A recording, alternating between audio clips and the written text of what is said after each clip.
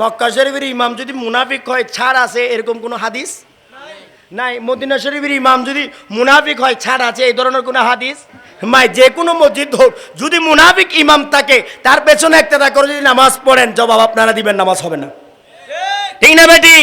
সেজন্য আহলে বাইতের দুশমন মুয়াবিয়াজিদের দালালের পিছনে নামাজ পড়লে নামাজ হবে না। এজন্য যে কার পেছনে ইক্তেদা করতেছেন সেটা বড় বিষয়, ঠিক কি না? জান্নাতের সরদার আহলে বাইতের প্রেমিক ইমাম যদি না হয় তাহলে তার ইবাদত বন্দেগী আল্লাহর দরবারে কবুল। কেউ গিয়ে হজ করে আসলো, বস হাজ হয়ে গেল, হাজি হয়ে গেল, মকবুল হয়ে গেল না, ঈমানের সাথে হজ আদায় করতে হবে, ঠিক না বেটি? ঈমানের সাথে নামাজ পড়তে হবে।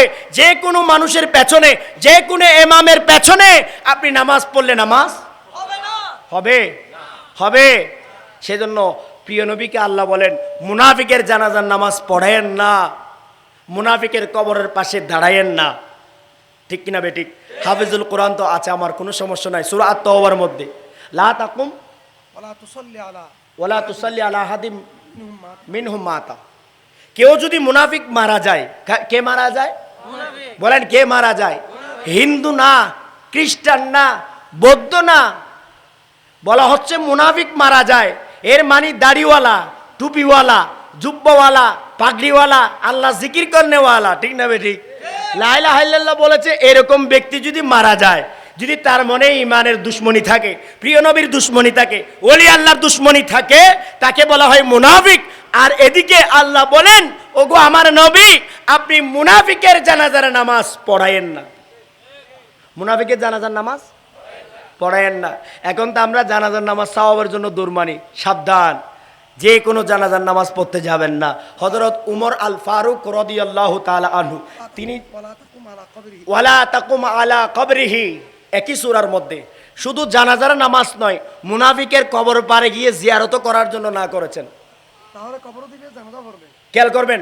তাহলে যে কবরবাসীও হবে, মারাও যাবে, জানাজাও হবে, এর অর্থ হলো যে এরা হিন্দু, খ্রিস্টান, বৌদ্ধ নয়, এরা মুসলমান দাবিদার, মুসলমান নামধারী, তাদেরকে বলা হয় মুনাফিক, প্রিয় নবীর দুশমন। এরা মারা গেলেও তাদের জানাজা পড়ার বিধান ইসলামে নাই, এরা কবরে দিল তাদের জন্য দোয়া করার বিধান ইসলামে নাই, ঠিক না বেটি? তা আমি নতুন করে ফতোয়া দিচ্ছি তা নয়, 1400 বছর আগে আমার আল্লাহ ফতোয়া দিয়েছেন সূরা আত-তাওবার মধ্যে, আছে কি নাই? সূরা আত-তাওবার মধ্যে এটা ফতোয়া দিয়েছেন। সেজন্য কার ইক্তেদায় নামাজ পড়বেন সেটা আপনাকে দেখতে হবে, ঠিক না বেটি? আপনাকে দেখতে হবে। কোন মুনাফিকের ইক্তেদায় যদি নামাজ পড়েন আপনার নামাজ কবুল হবে না। সেটা মক্কা শরীফে পড়লো নাকি আল্লাহ মাফ করে দিবেন। মক্কা শরীফে একটা স্পেশাল কিছু আছে নাকি? মক্কা শরীফের ইমাম সাহেব যদি মুনাফিক হয় তার পেছনে নামাজ পড়লে হবে? আল্লাহর প্রিয় নবী বলেন আহলে বাইতের দুশমন যদি, উনি একটু বর্ণনা করতে চেয়েছেন মনে হয়, ঠিক না বেঠিক? হাতিমে কাবার ভিতরেও থাকে, খানায় কাবার ভিতরেও থাকে। কোথায়?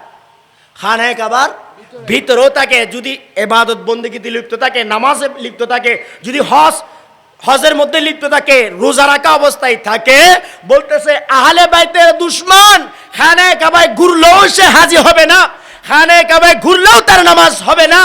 আদখালাহুল্লাহু, আল্লাহ রাব্বুল আলামিন বলেন, প্রিয় নবী বলেন, তাকে জাহান্নামের মধ্যে প্রবেশ করানো হবে। কোথায়? আর জোরে বলেন কোথায়? আল্লাহ তাকে কোথায় প্রবেশ করাবেন? জাহান্নামে।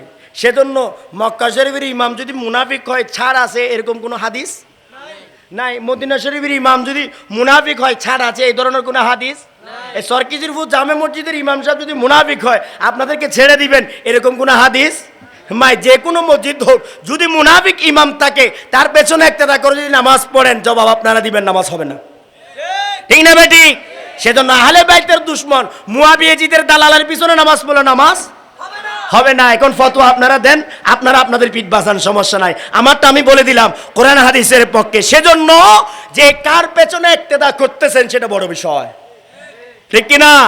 জান্নাতের সরদার আহলে বাইতের প্রেমিক ইমাম যদি না হয় তাহলে তার ইবাদত বন্দেগী আল্লাহর দরবারে কবুল। ইসলাম লিঙ্গবাদী ধর্ম নয়, ইসলাম সবার জন্য, ভাই বোন সবাইকে নিয়ে ইসলাম। ইসলামের প্রথম বিজয় বদরের যুদ্ধ, সেখানেও মা বোনরা ছিল, ইসলামের উহুদের যুদ্ধ সেখানেও মা বোনরা ছিল, সিফিন কারবালা সবখানে মা বোনের অংশগ্রহণ ছিল। মা বোন ছাড়া ইসলাম আমাদের কাছে আসে নাই। এমনকি এমন যুদ্ধ আছে যে যুদ্ধ শুধু মা বোনরা করেছে, এমন মা আছে যেই মা সমুদ্র অভিযানের মধ্যে যুদ্ধ করে প্রথম শহীদ হয়েছেন। বুখারী শরীফের মধ্যে, মুসলিম শরীফের মধ্যে তার হাদিস বর্ণিত। তাহলে বোঝা গেল মা বোনকে বাদ দিয়ে ইসলাম দাবি করা যায় না।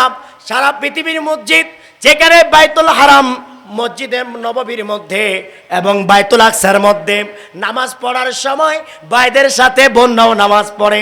রমজানের তারাবির দেখেছেন নামাজের মধ্যে বোনরাও আছে, মা বোন আছে। ঈদের জামাতে দেখেছেন বোনরাও নামাজ আদায় করতেছে। এমন পরিস্থিতিতে কেউ যদি বলে মসজিদ শুধু ভাইদের জন্য, বোনদের জন্য মসজিদ নয়, তাহলে সে ইসলামের আপন নয়, ইসলামের দুশ্মন। ঠিক না বেঠিক? মুসলিম শরীফের হাদিস হযরত আব্দুল্লাহ ইবনে ওমর রাদিয়াল্লাহু তাআলা আনহু থেকে বর্ণিত। প্রিয় নবী বলেছেন, তোমাদের স্ত্রীরা যখন তোমাদের কাছে মসজিদে যাইতে অনুমতি চাইবে, আবারও বলছি, তোমাদের স্ত্রীরা যখন তোমাদের থেকে মসজিদে যাওয়ার জন্য অনুমতি চাইবে, তাহলে তোমার কোনো ক্যাপাসিটি নাই, তোমার কোনো আলাদা পাওয়ার নাই, তুমি তাকে আটকানো। আমি হুকুম দিলাম, তুমি তাকে নির্দেশ দিবা, তুমি তাকে অনুমতি দিবা যাতে মসজিদে গিয়ে নামাজ আদায় করে। জোরে বলেন না সুবহানাল্লাহ।